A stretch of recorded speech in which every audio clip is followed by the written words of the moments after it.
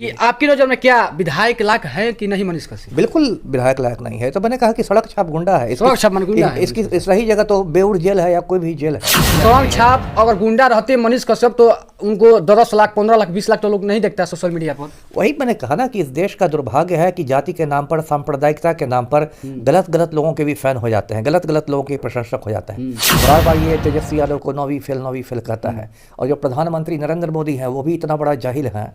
पूरा हिंदुस्तान जानता है कि बहुत बड़ा जाहिल आदमी है नरेंद्र मोदी। उन्होंने कहीं से कोई ढंग की शिक्षा नहीं प्राप्त की, कोई उनके पास डिग्री नहीं है। मोदी के खिलाफ तो नहीं बोलता है कि चौथी फेल है या चौथी पास है। तो नहीं बोलूँगा कि ये भाजपा का ये एजेंट है। अभी भी जो देखिएगा 4-5 महीने बाद लोकसभा चुनाव है तो हो सकता है ये हाथ पैर मारे कहीं से भाजपा का लोकसभा टिकट के लिए। तो शुरू से इसका जो यूट्यूब था वो भी एक साधन था राजनीति चमकाने का, नेतागिरी चमकाने का। यदि बिहार के ही शेरों की बात हुई तो पत्रकारिता के क्षेत्र में देखिए तो मैं रवीश कुमार को बिहार का शेर कर सकता हूँ। उसने बहुत निर्भीक पत्रकारिता की है।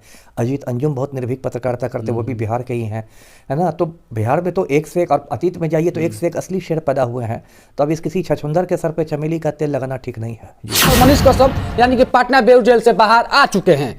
बाकी इन्हें से जो लगा था इन्हें से भी हट गया था। आखिर मनीष कश्यप क्या दोषी थे कि नहीं दोषी थे, इन्हें से क्यों लगा था, बात करेंगे। बाकी पटना से बाहर निकल चुके हैं और अपने घर के लिए रवाना हो चुके हैं। क्या मनीष कश्यप को लोग ये भी कह रहे हैं कि मनीष कश्यप अब जो वीडियो बनाते थे वो वीडियो नहीं बनाएंगे, अब मुख्यमंत्री या विधायक के लिए तैयारी कर रहे हैं। उसी पर बात करेंगे कि क्या मनीष कश्यप मुख्यमंत्री के लिए सही है कि नहीं, विधायक के लिए सही है कि नहीं, नेता के लिए सही है कि नहीं, उसी पर चर्चा करेंगे। अभी हमारे साथ पूर्व IPS अमिताभ सर है। सर चैनल में बहुत बहुत स्वागत है जी। धन्यवाद आपका। सर एक सवाल है, मनीष कश्यप पर NSA से धारा लगा था जो कि अब गलत वीडियो के आरोप में, क्या लगता है मनीष कश्यप कैसे आदमी थे? अब देखिए, पहले भी मैंने बहुत बार कहा है, बहुत चैनलों पर कहा है मनीष कश्यप के बारे में कि मैं उसको एक सड़क छाप गुंडा मानता हूं और कुछ नहीं मानता, है ना। सड़क छाप गुंडा मानता, सड़क छाप गुंडा, है ना, उससे ज़्यादा कुछ नहीं है।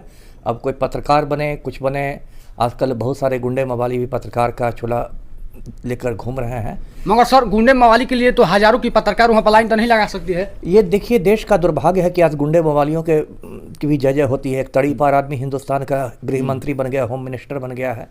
बड़े बड़े ढोंगी महात्माओं के, ढोंगी बाबाओं के भी आपको चेले चपाटी मिल जाएंगे। तो ये तो देश का दुर्भाग्य है। देखिए, मैं मनीष कश्यप का बताता हूँ, दर्शकों को उनको मालूम भी होगा। ये देखिए, अभी 2-3 साल पहले की बात है, 2019 की ये बात है, जो पुलवामा में धमाका हुआ था, आतंकी हमला हुआ था। उसके बाद ये गया और पटना में कुछ कश्मीरी दुकानदार, गरीब लोग, उन्हीं कपड़े बेचने आए थे, उसके साथ इसने मारपीट कर दी। अब बचाइए, उन लोगों का क्या दोष था? वो तो किसी भी हालत में आतंकवादी नहीं है, सिर्फ वो लोग मुसलमान थे इसलिए उन पर ये हो रहा है। वो लोग तो बेगुनाह लोग थे, अपनी रोजी रोटी कमाने के लिए, अपने बच्चों का पेट मारने के लिए आए थे। आप खुद बताइए, दर्शक बताए कि क्या किसी सच्चे पत्रकार का ये काम हो सकता है, इस तरह से जाके मारपीट करना? बिहार से ही बड़े बड़े पत्रकार निकले हैं। अभी रवीश कुमार जो है, मगर सर अगर गलती कोई करता है तो उसके साथ मारपीट नहीं किया जा सकता, उसके लिए तो कानून है, ठीक है। मगर कोई गलती करता है तो उसे तो पक्ष भी नहीं देना चाहिए। क्या नहीं देना चाहिए? जो गलती कर रहा है तो उसे भी छोड़ देना नहीं चाहिए। गलती करने वाले को कौन छोड़ रहा है? लेकिन जो लोग उन्हीं कपड़े बेच रहे थे वो तो निर्दोष थे ना, वो तो कोई आतंकवादी नहीं थे। तो उनके साथ आप जाकर मारपीट कर रहे हैं, ये विशुद्ध गुंडागर्दी है। उसमें भी इसकी गिरफ्तारी हुई थी। तो कभी मनीष कश्यप को देखेंगे आप, उसका वीडियो पर गांधी जी को गंदी गंदी बातें कर रहा है। इसलिए मैंने कहा कि ये सड़क छाप गुंडा है, भाजपा का एजेंट है, RSS का एजेंट है, और यूट्यूब के जरिए अपनी नेतागिरी चमकाना चाहता है। और शुरू से मतलब राजनीति ही इसके एजेंडा में रहा है। राजनीति इसका मतलब महत्वाकांक्षाएं रही हैं। एक बार चनपटिया से चुनाव भी लड़ चुका था, विधायक था नहीं, हार गया था। विधायक का चुनाव लड़ा था, उसने हार गया था। और जब सुप्रीम कोर्ट में बहस चली थी, जो राष्ट्रीय सुरक्षा कानून इस पर लगा था NSA, तो तमिलनाडु सरकार की ओर से वरिष्ठ वकील आए थे, कपिल सिब्बल साहब।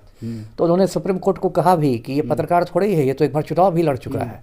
तो सुप्रीम कोर्ट ने भी उनकी बात मानी और कहा कि हाँ, आप विशुद्ध पत्रकार तो है नहीं, आप तो नेतागिरी भी करते हैं, चुनाव भी लड़ते हैं।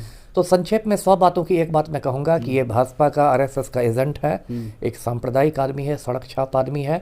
और आप देखेंगे कि इसको ऐसा सपोर्ट भी नहीं है जैसा दिखाया जाता है। एक जाति विशेष के लोग इसके साथ ज़्यादा उछल कूद मचाए हुए हैं। ऐसा नहीं है कि बिहार के सभी तबकों में ये पॉपुलर है। जी सर, आप जैसे कह रहे हैं कि बीजेपी का एजेंट है, अगर बीजेपी का एजेंट होता तो आज मनीष कश्यप 9 महीना में जेल में तो नहीं रहते। क्यों नहीं रहते? बिहार में गैर भाजपा सरकार है, उन लोगों ने इस पर केस कराया। तमिलनाडु में भाजपा विरोधियों की सरकार है, DMK की सरकार, स्टालिन वहाँ के मुख्यमंत्री हैं। दोनों राज्यों में जो इस पर मुकदमे हुए, बिहार और तमिलनाडु दोनों में गैर भाजपा पार्टियों की सरकार है। जी सर, क्या भ्रष्ट चीज़ों पर और भ्रष्ट जो शिक्षा चीज़ पर है उस पर आवाज़ उठाना क्या गलत है क्या? नहीं, उस पर मैंने कभी नहीं कहा कि भ्रष्ट चीज पर गलत है, मनीष कश्यप तो ऐसे चीज़ वीडियो तो बनाते थे। लेकिन इसने वही ना कहा कि गांधी जी को गाली देना का क्या मतलब है। यदि भ्रष्टाचार है तो मनीष कश्यप नरेंद्र मोदी के खिलाफ कभी क्यों नहीं बोलता है, जिससे पूरे देश को नरेंद्र मोदी ने गौतम अडानी के हाथों बेच दिया है ना। मनीष कश्यप उस पर क्यों नहीं बोलता है, राफेल घोटाला पर कुछ नहीं बोलता है, भाजपा वाले जो बड़ा बड़ा भ्रष्टाचार करते हैं उस पर तो इसका मुंह नहीं खुलता है। इससे स्पष्ट है कि आपको भ्रष्टाचार से दिक्कत नहीं है, आपको दिक्कत पिछड़ी जाति के नेताओं से है। जी, पिछड़ी जाति के नेताओं से, यानी कि मनीष कश्यप को पिछड़ी जातियों से दिक्कत होती है। हाँ, लग रहा है मुझे, मतलब जो उसका बयानबाजी है, जिस तरह का उसका स्टेटमेंट आता है, लगता है जैसे कि वो मतलब उसकी सामंती सोच हो और वो पिछड़ी जातियों को और दलित लोगों को या मुसलमानों को आगे बढ़ता नहीं देखना चाहता। जी सर, जिस तरह सरकार है पिछड़े जाति और दलितों के लिए, विमल यादव थे कि विमल जो हाथ काट लिए थे, जो उनके गांव में जो सड़क नहीं बन रही थी, उनको जाकर 1 लाख रुपए के डोनेट करते थे, तो वो पिछड़े जाति से आते हैं। नहीं, देखिए मैं इक्के दुक्के की बात नहीं कर रहा, मैं एक जनरल ये बात कर रहा हूँ। आप एक्सेप्शन कुछ निकाले मुझसे नहीं, अपवादों की बात आप छोड़ दीजिए। मैं एक सामान्य इसमें कहता हूँ, बार बार ये तेजस्वी यादव को नौवीं फेल कहता है, और जो प्रधानमंत्री नरेंद्र मोदी हैं वो भी इतना बड़ा जाहिल है। पूरा हिंदुस्तान जानता है कि बहुत बड़ा जाहिल आदमी है नरेंद्र मोदी। उन्होंने कहीं से कोई ढंग की शिक्षा नहीं प्राप्त की, कोई उनके पास डिग्री नहीं है। मोदी के खिलाफ तो नहीं बोलता है कि चौथी फेल है या चौथी पास है। तो इसलिए लगता है कि किसी पूर्वाग्रह से ग्रस्त है। और बेसिकली देखिए, बार बार मैं यही बोलूँगा कि भाजपा का ये एजेंट है। अभी भी जो देखिएगा 4-5 महीने बाद लोकसभा चुनाव है, तो हो सकता है ये हाथ पैर मारे कहीं से भाजपा का लोकसभा टिकट के लिए। तो शुरू से इसका जो यूट्यूब था वो भी एक साधन था राजनीति चमकाने का, नेतागिरी चमकाने का। जी सर, एक अब बात बोले कि नौवीं फेल का, यानी तेजस्वी यादव जी का बात बोले, क्या नेता का बेटा नेता ही बन सकता है और जिसका जो हकदार है वो नहीं बन सकता?